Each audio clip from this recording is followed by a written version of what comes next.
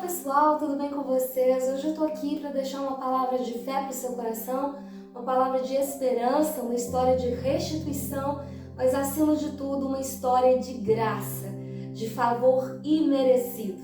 É a história de Mefibosete. Não sei se esse nome te é familiar, mas essa história está lá em 2 Samuel e eu quero contextualizar um pouquinho antes de falar sobre isso com você. Bom, eu estava lendo meu devocional Dia a Dia com Spurgeon, manhã e noite, é um ótimo livro devocional, e nesse dia caiu sobre 2 Samuel no capítulo 2, no verso 9, que diz assim: quem é teu servo para teres olhado para um cão morto tal como eu? Palavras de Mefibosete. Bom, quem ele era? Ele era neto do rei Saul. O rei Saul, ele foi destituído, né? Não só ele, mas toda a sua família, do reinado sobre Israel. Ele fez muitas coisas que desagradaram o Senhor. Ele desobedeceu a Deus inúmeras vezes. Então Deus escolhe alguém segundo o seu coração. Tirou lá de trás das malhadas Davi, esse jovem que pastoreava as ovelhas do seu pai. E aí mandou o grande profeta Samuel ir lá ungir Davi como rei de Israel.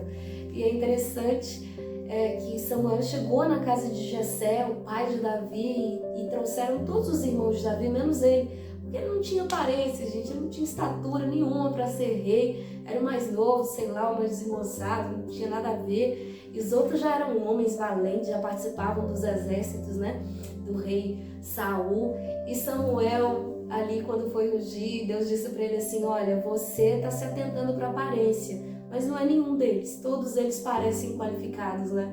Mas não é nenhum deles. Porque o homem vê segundo a aparência, mas eu vejo segundo o coração. Ó, nem chegamos a mensagem, o Senhor já tá falando aí com a gente, né? E aí Davi foi ungido rei. E algo interessante, do dia que Davi, aquele rapaz jovem, foi ungido rei de Israel, até realmente ele se sentar no trono como rei, até o cumprimento da promessa, teve muito chão, viu, gente? Teve muita jornada. Ele teve que matar gigante, matar urso, matar leão. Ele teve que passar por vales, por montanhas. Foi perseguido por inúmeros inimigos. E ó, mais uma vez o Senhor falando com a gente, entre a promessa que o Senhor te fez, o sonho que Ele colocou no seu coração, a palavra que Ele tem sobre a sua vida, até o cumprimento disso, tem muita estrada aí. Então fica firme. Os propósitos de Deus, eles não se atrasam, e os processos, eles são realmente para nos amadurecer, para nos fazer depender do Senhor e para nos deixar prontos para o dia, né? Para o dia pelo qual o Senhor deseja realizar tal propósito na nossa vida. Isso vai acontecer no tempo dele, então não desanima não. Foi assim com Davi também, tá? Ele foi ungido rei de Israel na mocidade, mas ele só se assentou no trono muitos anos depois. Mas continuando, Saul, quando soube que outro foi ungido rei no lugar dele, ele ficou enciumado, ele tentou matar Davi de todas as formas. Davi teve várias oportunidades de matar Saul, mas uma coisa que Davi tinha era: eu nunca vou tocar no ungido de Deus. É longe de mim tocar no ungido de Deus, sabe? Ele não levantou a mão contra essa autoridade, mesmo o Senhor tendo rejeitado Saul como rei. Ele ainda sendo rei, Davi não ousou fazer nada contra ele. E Saul tinha um filho chamado Jonatas, e ele e Davi eram muitíssimos amigos. Gente, leia 2 Samuel, vocês vão ver que história encantadora, a história de Davi, cheia de detalhes. Nossa, parece que você está assistindo uma série, assim. Muito bom. Eles eram muito amigos, e em uma ocasião eles fizeram um voto, sabe? Davi disse que jamais se esqueceria da casa de Saul e jamais deixaria de honrar a descendência de Jonatas. Anos depois, morre Saul, morre Jonatas, morre toda a família de Saul, a maioria, né, deles. E quando Davi estava sentado no trono, a promessa se cumpriu, estava lá reinando, e os tempos estavam ali favoráveis, já tinham vencido muitos inimigos. Um dia Davi chamou um dos seus servos e disse: olha, sobrou alguém da casa de Saul que eu possa abençoar, que eu possa honrar? E aí essa pessoa disse: tem Mefibosete, o filho de Jonatas. E aí Davi mandou chamar Mefibosete. E aí que começa essa história. Mefibosete, então, ele era, gente, manco das duas pernas. A aconteceu um acidente enquanto eles estavam fugindo dos filisteus. A criada carregou o Mefibosete, ele caiu no chão, e aí quando foi acudir, enfim, por causa desse acidente, ele não andava, ele era aleijado. Naquela época, você não tem ideia de quanto preconceito, né, as pessoas sofriam, e ele sofria por ser neto de um ex-rei que foi banido do trono da sua família, e só sobrou ele na descendência.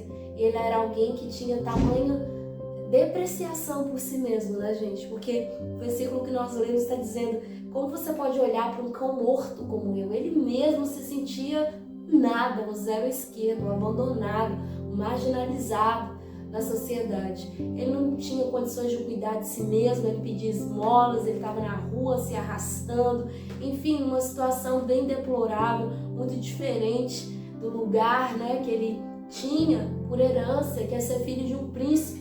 Ele se tornou apenas mais uma pessoa qualquer, discriminada na sociedade, porque ele era aleijado. Então Davi mandou chamá-lo, e o pessoal disse para ele: olha, ele é manco. Quando Davi mandou chamar Mefibosete, olha que coisa linda, Davi restituiu, disse: olha, eu vou restituir todas as terras do seu avô. Tudo que seu avô Saul tinha, eu vou entregar para você. E a partir de hoje, você vai sentar à minha mesa. Você vai comer comigo como se você fosse um dos meus filhos, por amor a Jonatas, por amor ao meu grande amigo Jonatas. Gente, olha o peso disso, né? Da filiação. Por causa de quem Mefibosete era filho, ele foi agraciado com tamanha graça, bondade e generosidade.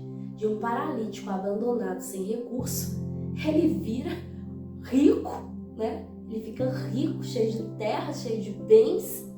E além disso, né, o mais importante, ele é convidado para se assentar à mesa. Ele ganha um lugar na família real. Se assentava todos os dias para jantar com o rei Davi. Olha o tamanho dessa honra, como se fosse um dos filhos do rei.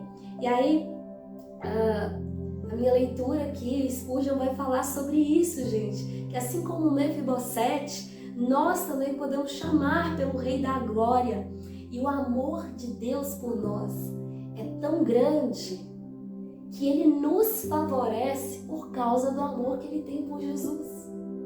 Entende? Da mesma maneira que o rei Davi favoreceu Mefibosete, porque ele era filho do seu amigo Jonatas, assim Deus, Ele olha para mim e para você e derrama graça, favor, pão, alimento. Ele troca as nossas vestes, Ele restitui aquilo que nós perdemos na queda, quando éramos paralíticos, quando estávamos aleijados por causa da nossa queda no pecado, por causa dos acidentes que muitas vezes nós sofremos, pecando, errando, fracassando na nossa caminhada com Deus.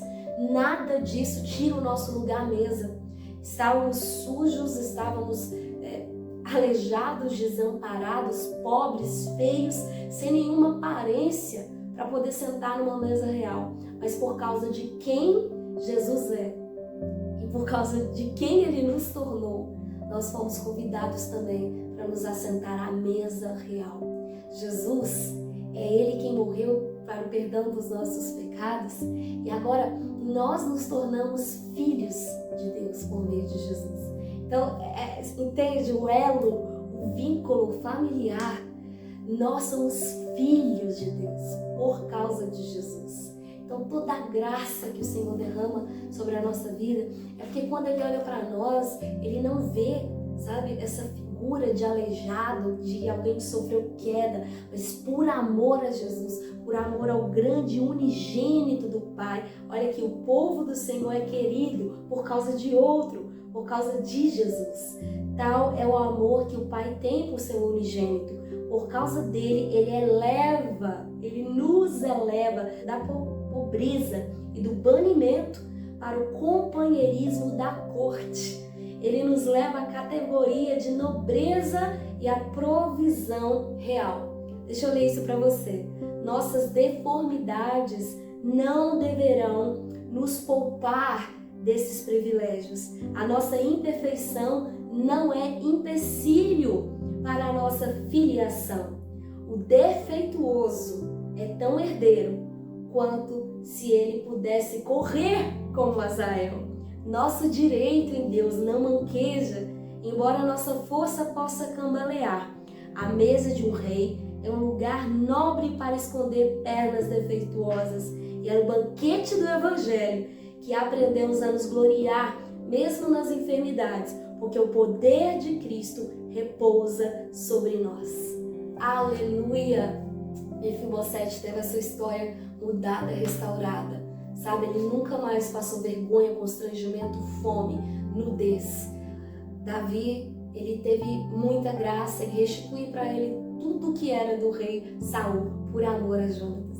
Deus também, ele tem prazer em nos abençoar, prazer em restituir nossa família, nossa casa, nossos sonhos, mesmo que nós tenhamos caído, mesmo que nós tenhamos nos sujado, nos tornados aleijados, paralisados em alguma etapa, algum momento da nossa vida. Hoje é um dia que Jesus pode fazer novas todas as coisas na sua vida. O seu lugar à mesa, você não perdeu porque você se tornou manco, porque você se tornou paralítico na fé. Jesus te convida hoje a se assentar à mesa e a reinar com Ele. Tudo que é de Jesus pertence a você. É isso que Jesus disse. Nós somos, é isso que a palavra de Deus disse, nós somos em Cristo mais do que vencedores. Nele podemos todas as coisas.